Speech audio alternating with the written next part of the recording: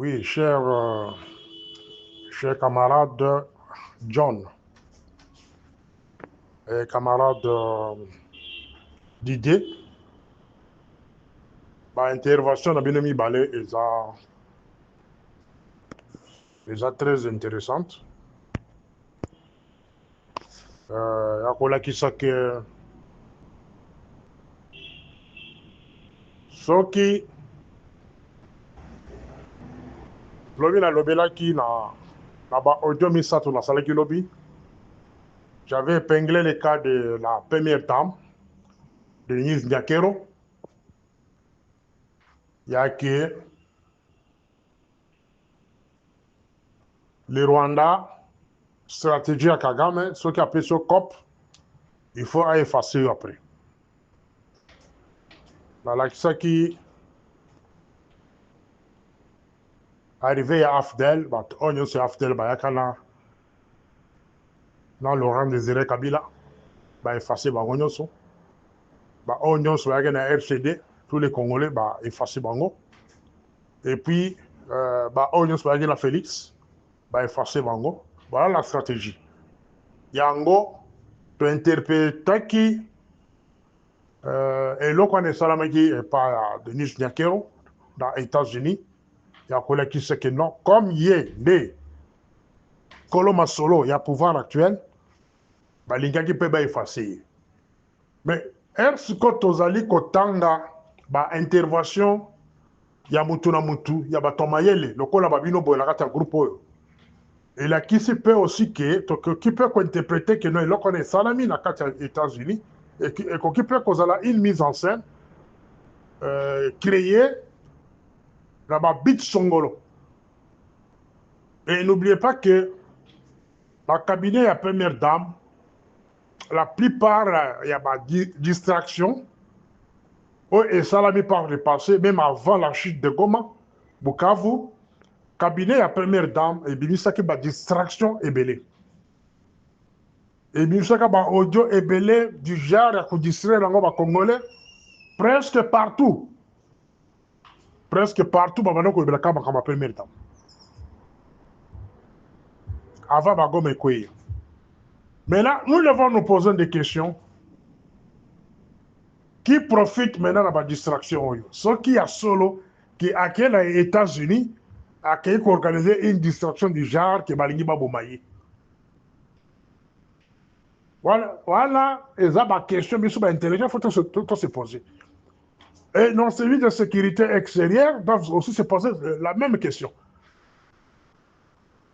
Si réellement que la première dame à qui les États-Unis ont créé le genre de distraction, à qui profite cette distraction?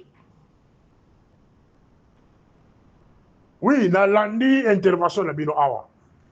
Ce qui première dame a été invitée par la première dame aussi à pays Moussous. Surtout un grand pays comme les États-Unis d'Amérique. Première dame, il y a les États-Unis, ce qui a bien ici, Moninga, là, Moussous, à pays Moussous. Cela veut dire sécurité, il y a première dame, mais il y a beaucoup, il y a pays où on est bien ici. Même si vous partez pour une visite privée, le ministère des Affaires étrangères congolais a comme lettre, il y a quoi informer le pays où que non, la première dame sera sur votre sol. Bakoki ko accorder un minimum de sécurité. Et parfois, ça sera payable. Ceux qui ont la carte privée.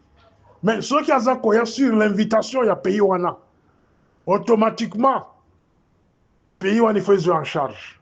Sécurité n'est mobimba. Et pays où il faut travailler dans la sécurité extérieure de Bino, des pays de Bino. Baronde baby ba Congolais, baronde baby Africain, dangereux, que oh ya koko pousse en premier na bisote, oh à cause à l'hôtel, oh à cause à la place à boité. Et la première dame à cause jamais que les États-Unis qui le vendre dans l'hôtel au bas la qui s'y sont là. Et to comme ce qu'on connaît ça autrement. Nani azali ko profiter de la distraction oyo. Voilà la grande question que nous devons se poser ce matin. mobali na ye na bandundu na bagouverneur ye na États-Unis. Est-ce que tokoki koyeba bitu ya voyage na États-Unis ezaki ya nini? Voyage na États-Unis ezaki ya nini? Il faut aussi se poser des questions pareilles. Et pourquoi mêler le Rwanda dans tout ça?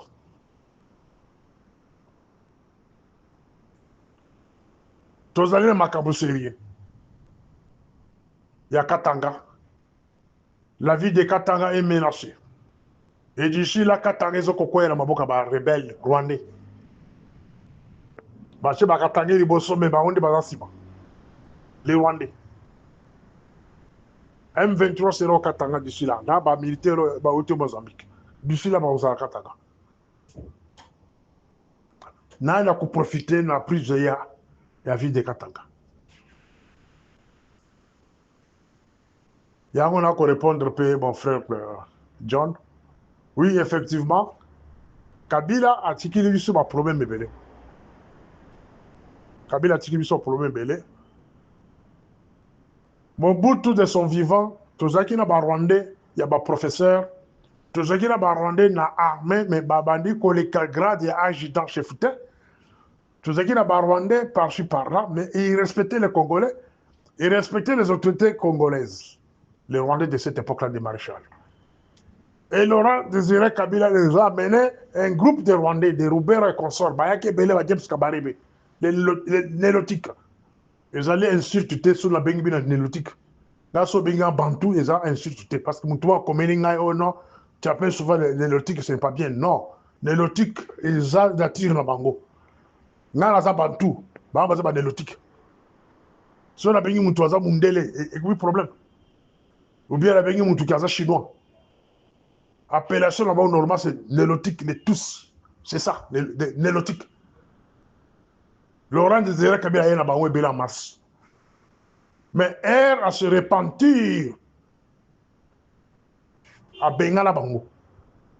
Air à Bengali Bango, parce que ça, il est RCD Gomana MSC. Baboumiye.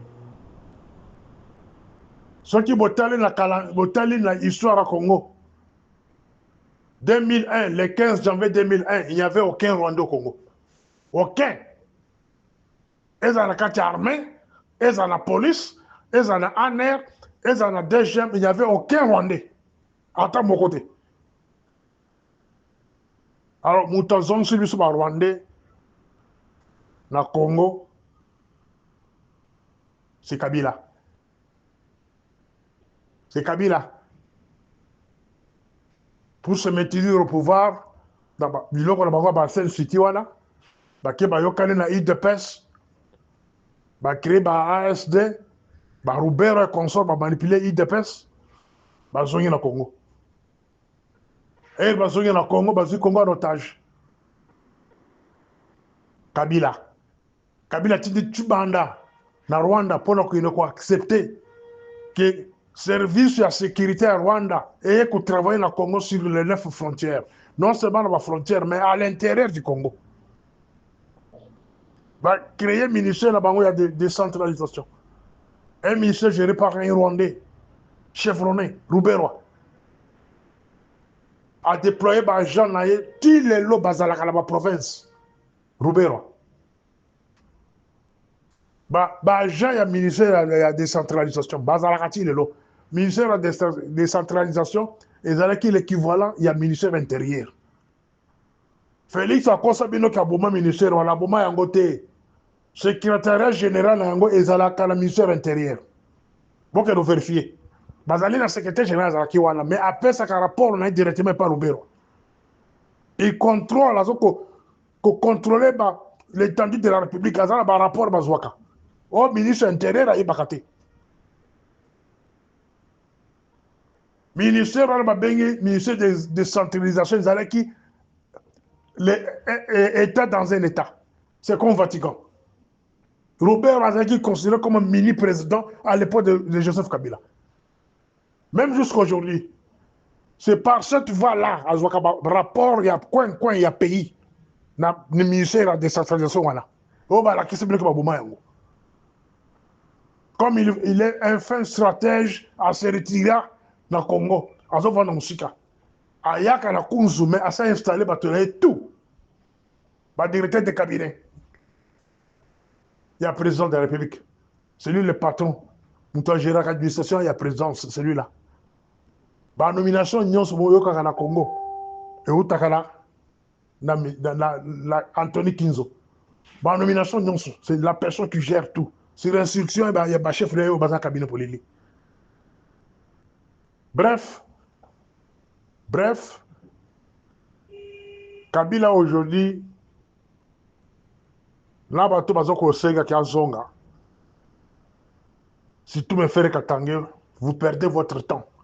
Parce que vous avez la personne qui est configuration toko vivre le lot, Moutou Asala yango c'est Kabila lui-même. Moutou a pèsé par Rwandais pouvoir. Il y a Kokota dans l'armée, dans le service de sécurité partout, Bazala. Va infiltrer Congo, Tina Mississa. C'est Kabila. Moutou a pèsé Robert au pouvoir, il y a créé le ministère de la décentralisation, Kopaza Congo, Kopaza Baba province. C'est Kabila. Moutou a pèsé pouvoir, et pas Félix. Et puis pouvoir, là, on a pèsé, mais la Moupaza Félix a tiré le cabinet Moulili. Il y a Rwandais tous. Rwandais contrôler la carrière, c'est Kabila. Moutou a salé que non, Nanga le lozo Minduku, a que nous boto la deux provinces, c'est Kabila. La preuve, on a Azokota, Goma, Bukavu, Rwanda, Boutouma, c'est Kabila. Et les lois, les gars, sont Katanga.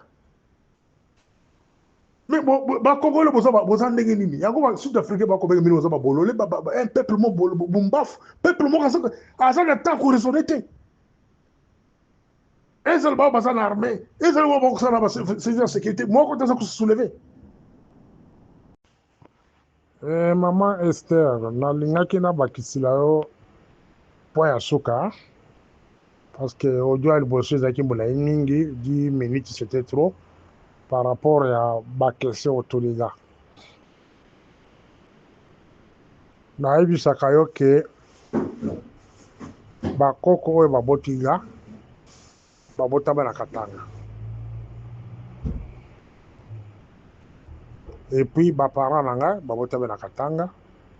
Et moi-même aussi, babotama na Katanga, précisément à Kolozi. À Kolakouda. Et toute ma famille jusqu'à aujourd'hui, Bazawana. Na Kasai, on partait juste pour les vacances. Que Nokotala, Batata Mwasi, Bandeko, Koyeba Boka Rabiso, Negezalaka. Mais j'ai une culture katangaise. Voilà dans le sens où j'ai parlé dans ce sens-là. Parce que moi, c'est à Koko Rabiso, Moko, Aza katangaise, Aza Chokwe. Aza Chokwe. C'est dans le sens-là. Je ne peux pas tout détailler famille Nanga Moubimba sur les réseaux sociaux. Et je ne réclame pas, alors qu'on réclamait identité katangaise dans les réseaux sociaux. Non. Na botama kuda na kola kuda. Na kanyira paratezwana. Awa ngana yoto kolobelo komoko. Nous parlons presque la même chose. Et vous avez remarqué que Ngaï a attaqué Kabila, a attaqué Félix, sans gants. Na bangonyo sumi balen na yusi ke baza banda butuboko, baza na intention à côté kalupango. Et le reste ya banda o batikale lokola babiso boye, il faut tout kagabango. Parce que Joseph a continué d'encore ba dégéner. Sans que ba rebelle va attaquer.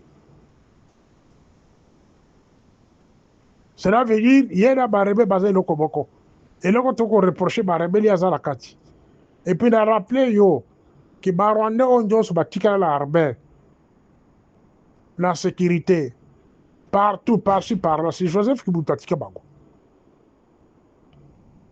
Bato ba mama papa na ye. Ne ba ba komaka pe ba kabarda na ye. Ba on nyos bazaki contre papa na ye, ne ba ku ba kabarda na ye. Ne mo pe na Félix.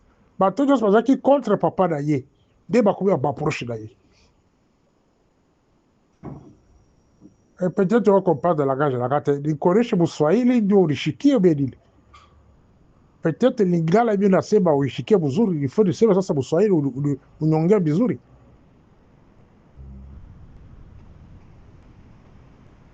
Bale batu mbili ndio banaua nchi.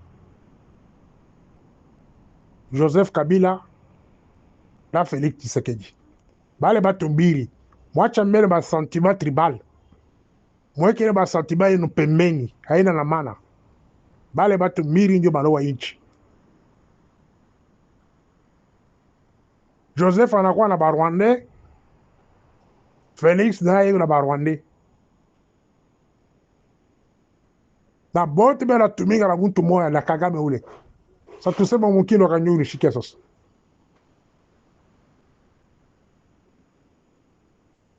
Na ebi sakabino mikolo nyusu. J'étais prêt à accompagner Félix. Il ne faut pas dire que Bacha Moumeno, Macha Moumeno. Gaza Boutoua Bacha Moumeno. Gaza Boutoua Bacha Moumeno. J'ai un comportement très difficile.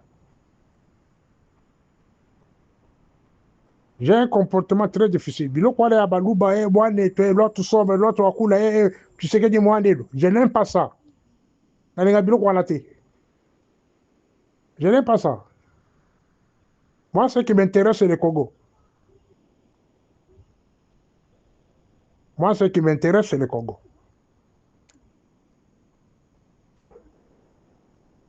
Je ne suis pas un tribal.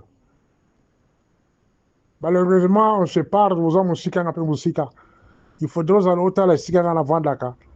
Là-bas, en Afrique, je n'ai pas d'amis. Au tir comme on a un milliard de louba, milliard de Lazara bilo quality.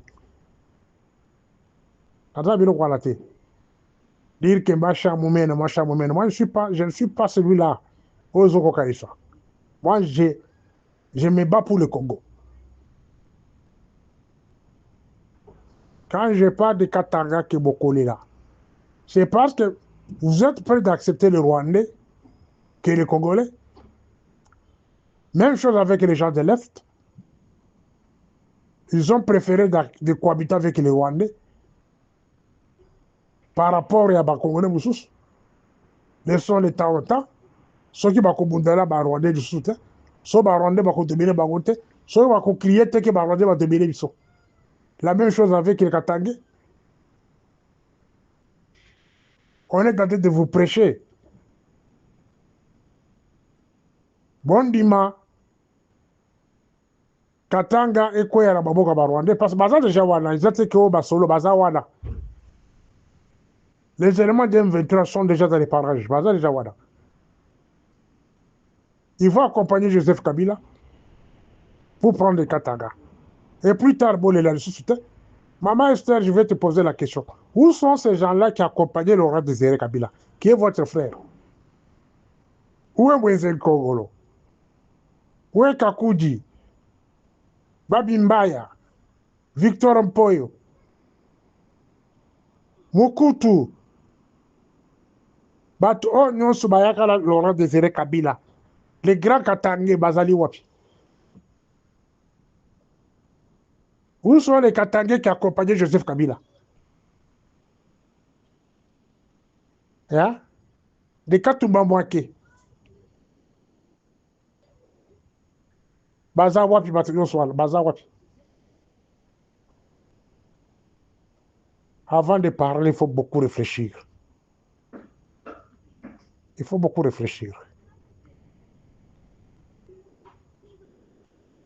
Les Rwandais sont très risés. Première rise, on a bango ezali division. Bae bakabuli bakatangé na bakasai.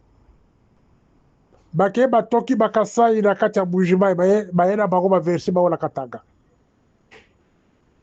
Ba renforcer bakasai motema mabe ba ibisi ba que non écoutez, c'est votre pouvoir. Bosala onyo so bolingi na kati ya katanga wa, c'est votre pouvoir.